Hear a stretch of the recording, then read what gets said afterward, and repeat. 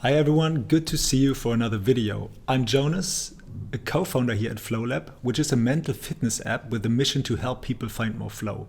And this is also the topic of today's video, the highly productive flow state and 3 things you can do to experience it more often. And sorry for this clickbaity title, but I thought these are tips worth sharing that are often not on our radar when talking about flow. So let's dive right in.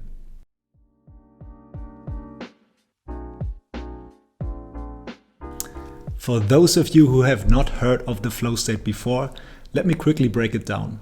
And all the others, feel free to skip to the next chapter.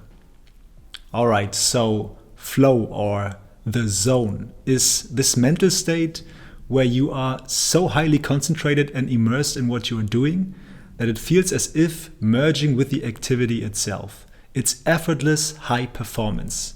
You feel just the right amount of challenge and forget everything around you. Any worries, distracting thoughts, hunger, thirst, anything that is not the task you're working on. That's because parts of your brain, of your prefrontal cortex, are downregulated. And that's perhaps a topic for a separate video, but this downregulation is also responsible for a distorted time perception. So during flow, you may feel as if time flies, slows down, or stands still. And the amazing thing about flow is that we are not only around 5 times more productive on average, but also feel fantastic and have positive long-term effects as well. The risk for burnout, for example, drops, while confidence, happiness, creativity, a sense of meaning, the list goes on, all these good things increase. And if you're interested in anything specific, how flow is related to burnout, for example, to creativity or anything else, let us know in the comments. Then we can make a video about that as well. Okay, so when it comes to getting in the zone, let me first tell you that anyone can find flow. It's not only the extreme athlete climbing up the mountain or a freestyle rapper. We can experience it in our everyday life while cooking, driving the car, or at work. When reading blog articles or watching videos about flow, I always feel that many tips to find more flow go in the direction of adapting the environment or managing one's behavior. Mute your phone, sit in front of a white wall, use Pomodoro or any other time management tool, and then just get started and dive in the zone.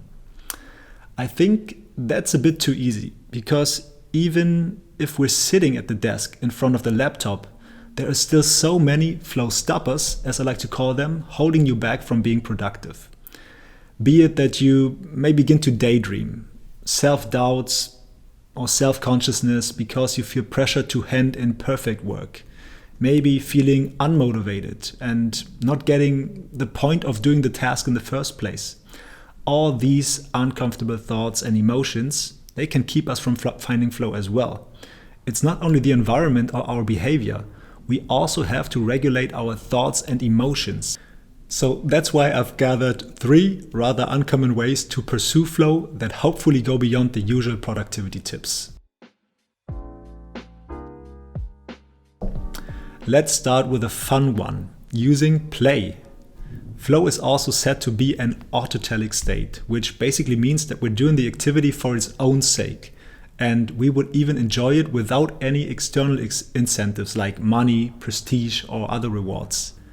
Researchers actually say that something can become intrinsic over time, although we started it with an extrinsic goal. It's a matter of mindset and our approach. So I'd like to encourage you to adopt a more playful attitude and ask yourself how you can make a game out of your tasks. Can you optimize any processes or movements to be more efficient? Somehow beat your own best time or outdo your best work. My colleague once told me that her work feels as if playing hide and seek while building the space she's playing in. What kind of game could your activity be? There's no right or wrong, just allow yourself to become creative and find ways to approach your tasks with a more playful attitude. From a psychological perspective, this will ideally increase intrinsic interest and make you more motivated to keep going. And since intrinsic motivation is one main component of flow, it's also much more likely that you'll tap into the zone. The next tip is to visualize the process.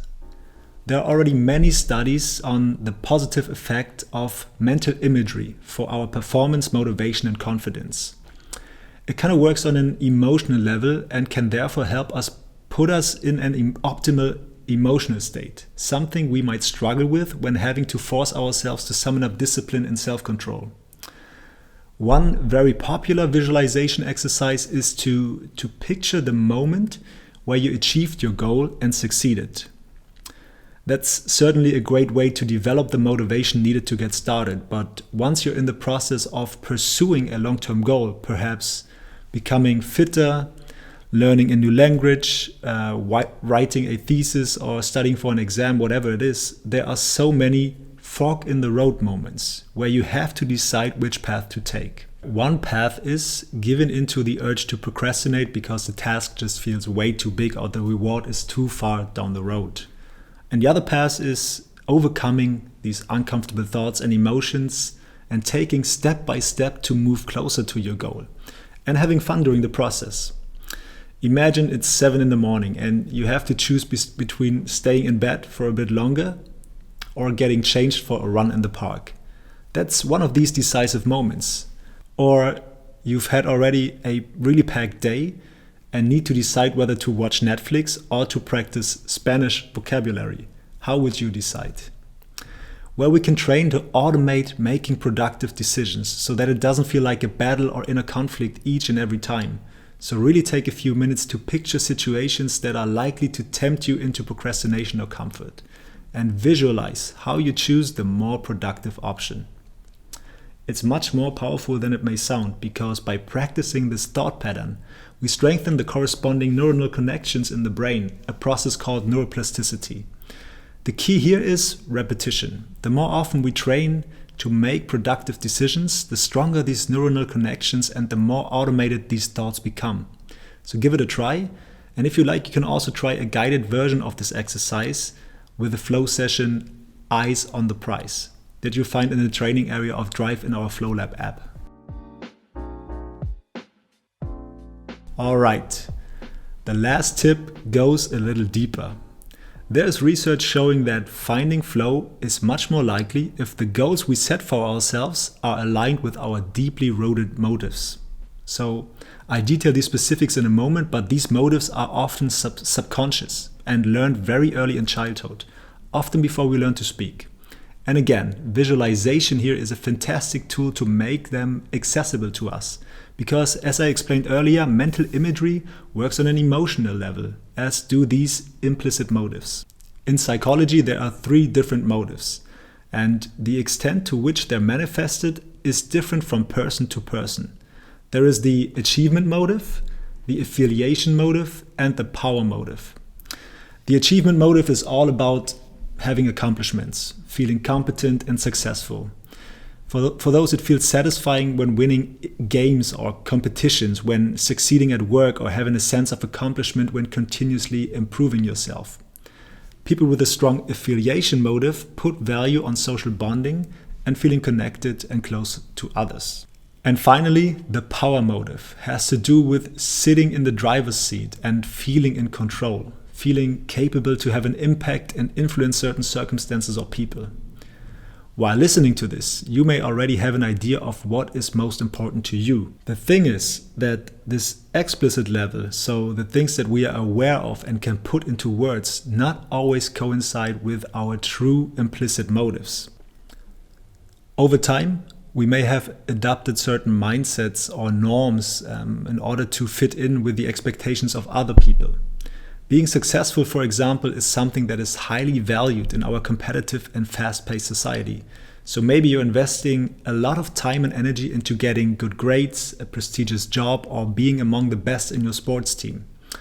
But maybe you rather have a strong affiliation motive, and a harmonious team atmosphere is much more important to you. So don't get me wrong, this doesn't mean that you need to stop all these things altogether. It just means that you should also try to cover more of your implicit motives and maybe add a few aspects to a certain goal as well. And in order to make this a little less abstract, let me give you an example.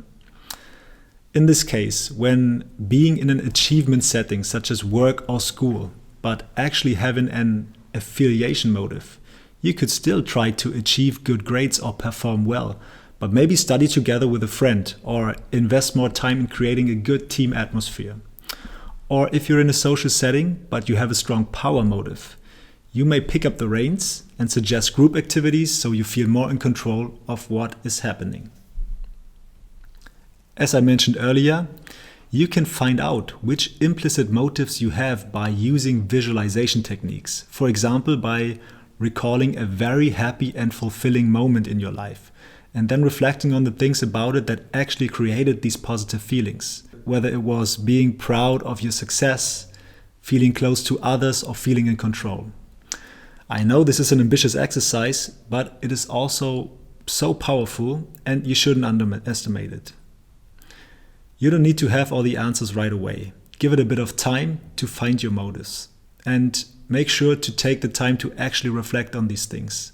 Again, we've got you covered with a guided flow session that helps you gain clarity about your motives called Beneath the Surface.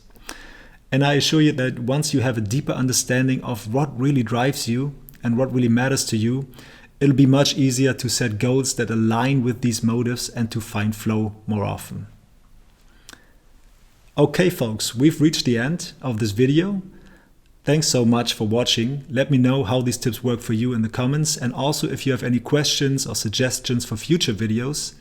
And if there's only one thing you take away from this video, let it be the fact that adapting the environment and regulating our behavior isn't enough for finding flow, but that mental fitness training to regulate your thoughts and emotions is at least just as important, maybe even more important. Have a great day, and I'll see you next time.